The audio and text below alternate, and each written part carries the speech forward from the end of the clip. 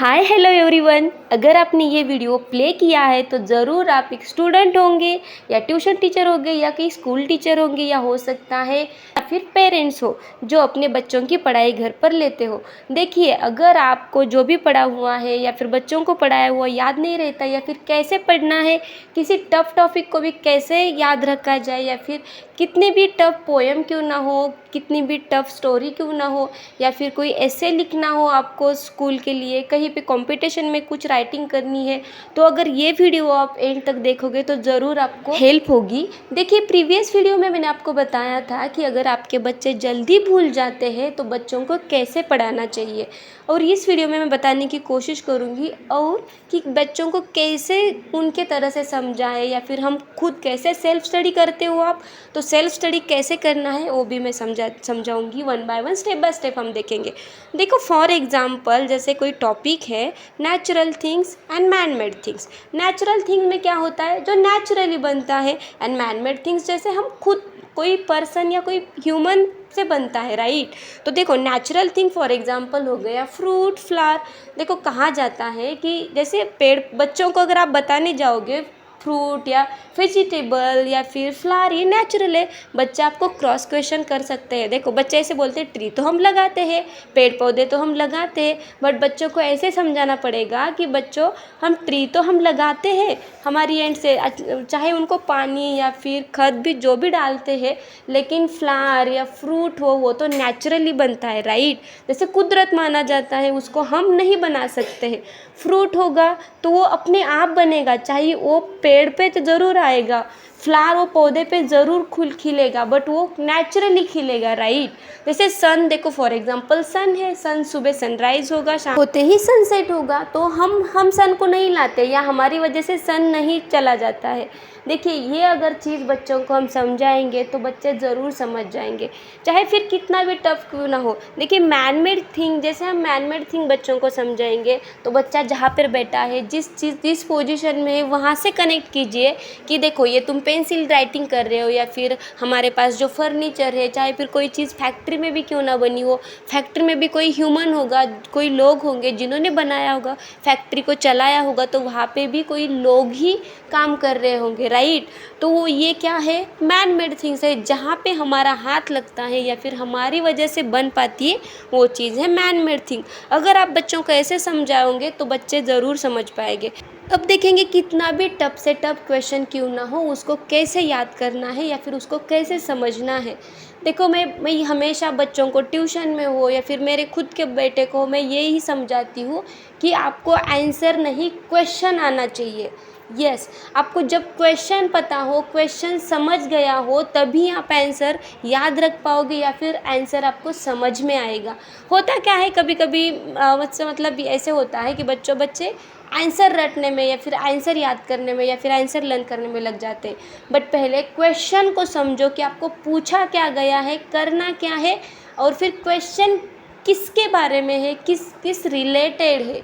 जब तक आप क्वेश्चन को सही तरीके से नहीं समझोगे, आंसर नहीं लिख पाओगे या फिर आंसर याद नहीं रहेगा। अगर आपको आंसर याद भी है या आंसर पता भी है तो भी तभी आप फिर एग्ज़ाम में नहीं लिख पाओगे, क्योंकि आपको कभी कभी होता है बच्चे क्वेश्चन क्या था वही नहीं समझ में आता है, फिर इसी क्वेश्चन को हमें ये लिखना होता है।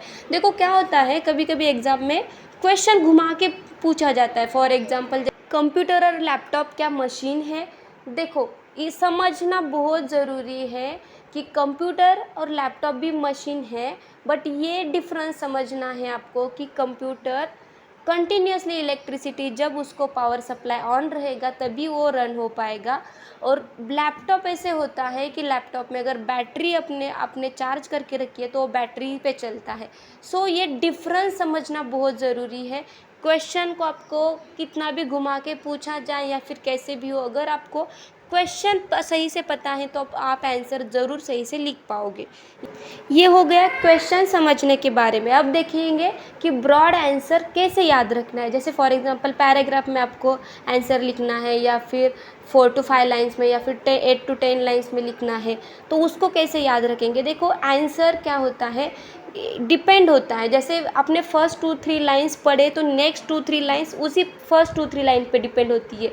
ये आप क्रॉस चेक करो, मतलब पहले सही से चेक करो, आंसर को 2-3 टाइम्स पढ़ो। जैसे हमने क्वेश्चन के लिए किया वैसे ही आपको आंसर के लिए भी करना है, रीड करना है प्रॉपरली। और आपको राइटिंग भी, मतलब कि एग्ज़ाम में तो हमने राइटिंग करना है, बच्चे क्या करते हैं क्वेश्चन याद करना है, मतलब सिर्फ पढ़ते लर्न करना, मतलब बच्चों को क्या लगता है कि सिर्फ रीडिंग करना है और याद करना है। ऐसे नहीं होता है, लर्न करना है, मतलब आपको वो आंसर को राइट भी करना है। मतलब जब तक आप राइटिंग चेक नहीं करोगे कि आपका आंसर सही से आ रहा है, तब तक आपका वो आंसर लर्न नहीं होगा, वो आंसर आपको समझ नहीं पाएगा, या फिर वो आंसर आप एग्ज़ाम में उसी तरह से लिख नहीं पाओगे। भले ही आपको वो आंसर पता है, बोलने आता है, लेकिन आप लिख नहीं पाओगे क्योंकि आपने राइटिंग की प्रैक्टिस ही नहीं की है। सो इसीलिए आपको उस आंसर को उस क्वेश्चन के साथ राइटिंग में भी चेक करना बहुत ज़रूरी है। बच्चों का माइंडसेट यही हो जाता है, अगर आपने बोला लर्न करो तो सिर्फ पढ़ते बैठते, ऐसे बिल्कुल नहीं करना है। आप राइटिंग में क्रॉस चेक करो, आप आंसर कितना सही से लिख पा रहे हो।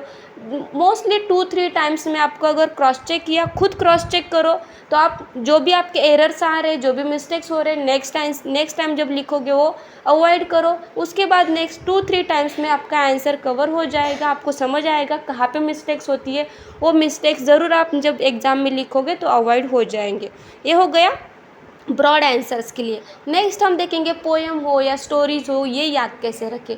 देखो जो छोटे बच्चे होते हैं या फिर 4th-5th स्टैंडर्ड के भी बच्चे क्यों ना हो, उनको बहुत बड़े बड़े पोएम्स होते हैं जो याद करने होते हैं ओरल के टाइम पे। तो इनको कैसे याद रखा जाए। देखो पोएम और स्टोरी याद रखना मतलब बहुत ईजी है और ओरल के लिए ज़रूरी भी है। तो याद कैसे रखें। देखो बच्चों को ना जब आप कुछ एक्शन में सिखाते हैं ना, तो वो बहुत अच्छे से याद रखते हैं। इवन स्टोरी हो, पोएम हो, देखो हम जब बचपन में, ये बहुत पुरानी चीज़ है वैसे देखा जाए तो। देखो पहले के लोग जो हमारी टाइम पे या फिर हमारे पहले के ज़माने में भी ऐसे होता था, हमारे दादा दादी या ग्रैंडफादर मदर जो भी होते थे, वो क्या बताते थे हमें एक्शन करके, हाँ ये ऐसा था फिर वो वैसा हो गया। मतलब हम जैसे बोलते हैं हाथ इशारों से, राइट। तो इशारों से बच्चों को एक्शन में जब आप कुछ सिखाओगे तो बच्चे ज़रूर अच्छे से याद रख पाएंगे। आप पोएम हो, स्टोरी हो, इवन स्टोरी भी आप एक्शन में ही सिखाओ बच्चों को कि इसके बाद ये ऐसे होता है, आप एक्शन करके दिखाओ, बच्चे 100% याद रखते हैं। ये मेरा खुद का एक्सपीरियंस है।